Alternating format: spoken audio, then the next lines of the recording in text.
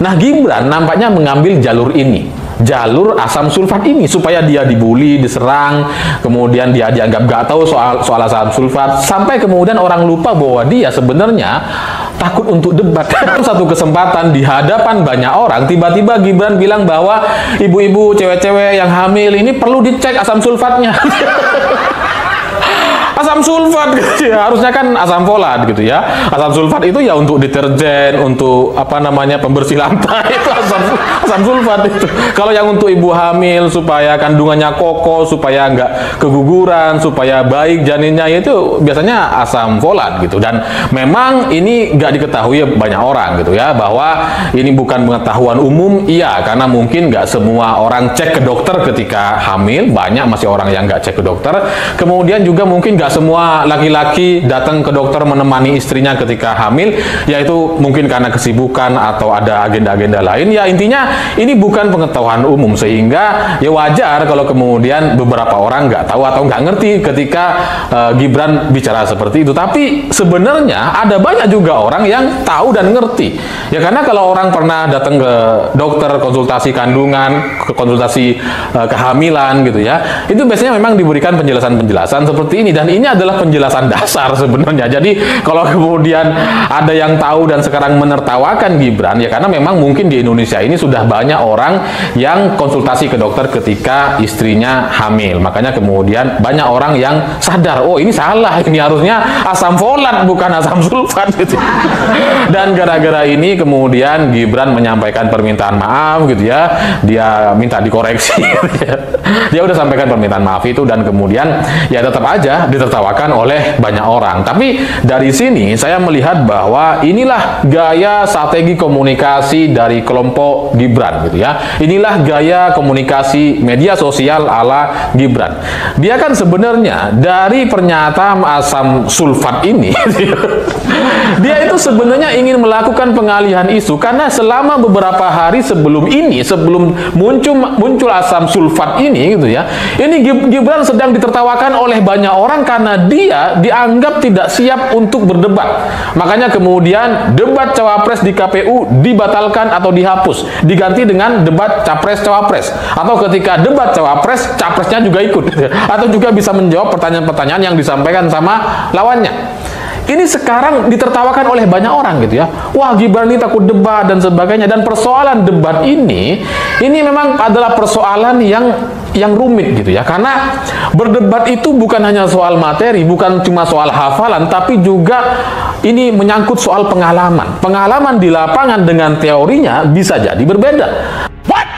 Indonesia tanah air beta, pusaka abadi nan jaya. Komunikasi media sosial ala Gibran. Dia kan sebenarnya dari pernyataan asam sulfat ini dia itu sebenarnya ingin melakukan pengalihan isu, karena selama beberapa hari sebelum ini, sebelum muncul asam sulfat ini gitu ya, ini Gibran sedang ditertawakan oleh banyak orang karena dia dianggap tidak siap untuk berdebat. Makanya kemudian debat cawapres di KPU dibatalkan atau dihapus, diganti dengan debat capres-cawapres. Atau ketika debat cawapres, capresnya juga ikut atau juga bisa menjawab pertanyaan-pertanyaan yang disampaikan sama lawannya. Ini sekarang ditertawakan oleh banyak orang gitu ya. Wah, Gibran ini takut debat dan sebagainya. Dan persoalan debat ini memang adalah persoalan yang rumit gitu ya. Karena berdebat itu bukan hanya soal materi, bukan cuma soal hafalan, tapi juga ini menyangkut soal pengalaman. Pengalaman di lapangan dengan teorinya bisa jadi berbeda. Nah, soal berdebat atau kemudian tanya jawab secara terbuka, secara langsung dengan orang yang berpengalaman, itu memang susah sekali untuk kita lakukan. Dan ini pengalaman saya ketika dulu pernah nyantri gitu ya di sebuah pesantren. Itu kalau kita ujian itu selalu ada ujian dua jenis, ujian tulis dan kemudian ujian lisan. Jadi biasanya kalau kita ujian tulis, kita bisa hafal tuh. kita bisa belajar, kita bisa ngafalin, kita bisa jawab pertanyaan-pertanyaan dengan tenang. Nilainya mungkin bagus gitu. Tapi ketika sudah masuk ke dalam ujian lisan yang berhadap-hadapan, ditanya langsung, ini bukan lagi soal hafalan. Ini adalah soal mental, soal pengalaman gitu. Karena yang kita hadapi adalah guru-guru yang kita yakini lebih tahu dari kita. Sehingga ketika dia bertanya, kita udah tahu dia tahu jawabannya. Sehingga kita kadang jadi kayak ragu-ragu gitu. Jadi kayak nggak pede. Dan itulah situasi semacam itulah yang mungkin nanti akan dialami oleh Gibran ketika dia datang di debat Capres-Cawapres.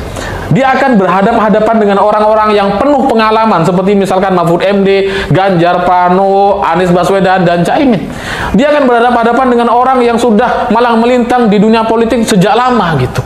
Jadi itu adalah sesuatu yang nggak mudah bagi Gibran. Makanya kemudian KPU menghapus debat cawapres itu, dan kalaupun ada, itu tetap dihadiri sama capresnya.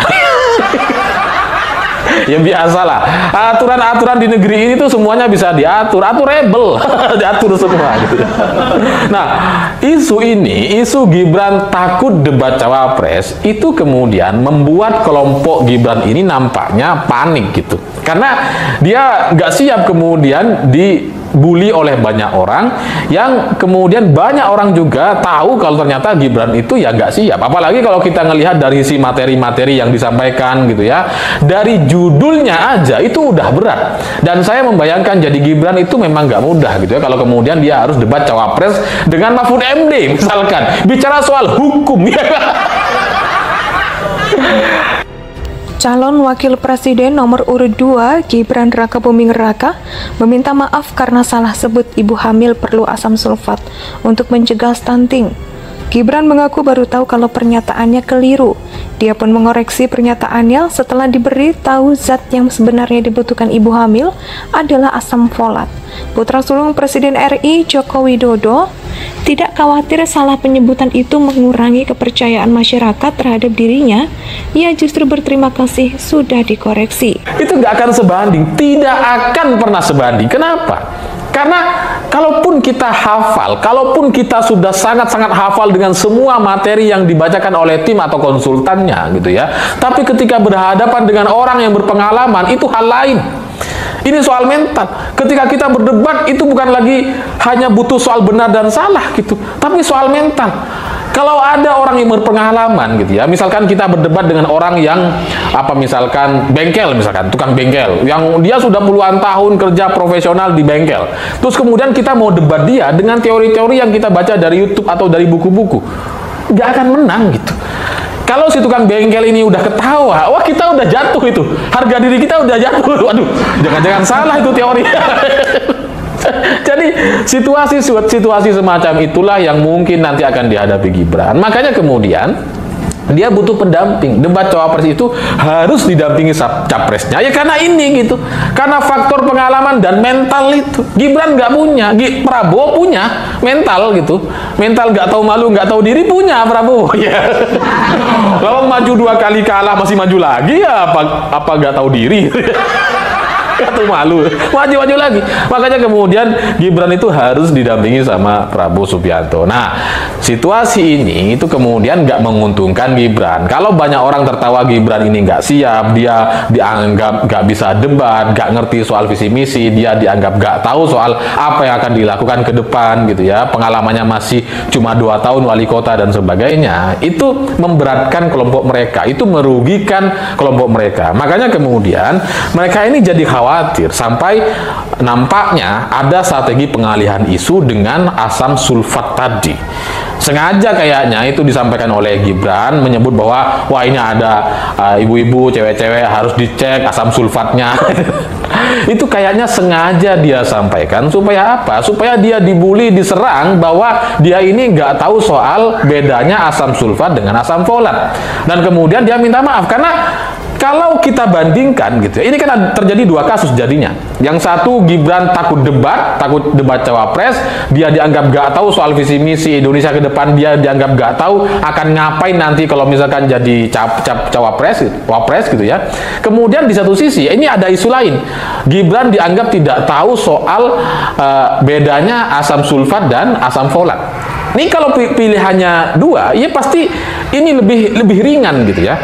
Lebih ringan, karena dianggap tidak tahu asam sulfat dan asam folat, itu resikonya lebih ringan.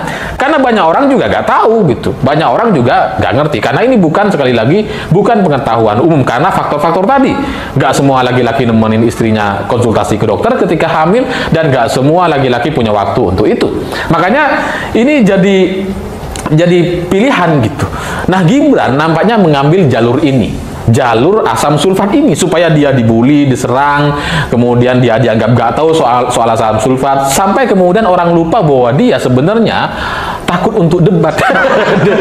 Dia nggak cuma bukan soal asam sulfat, ini soal nggak tahu mau ngapain ketika dia mau mimpin negara. Dia udah nyalonin tapi dia nggak tahu. Ibarat orang ngelamar kerjaan gitu ya, IT gitu, tapi dia nggak tahu IT itu kayak apa ya. Pokoknya ngajuin aja deh gitu ya. Maklum, pamannya kan itu HRD misalkan gitu kan. Jadi situasi itulah yang terjadi. Pengalihan isu ini dilakukan dengan sangat-sangat sempurna gitu, sampai kemudian orang tidak lagi membahas soal debat cawapres. Indonesia sejak dulu kala tetap dipuja-puja bangsa.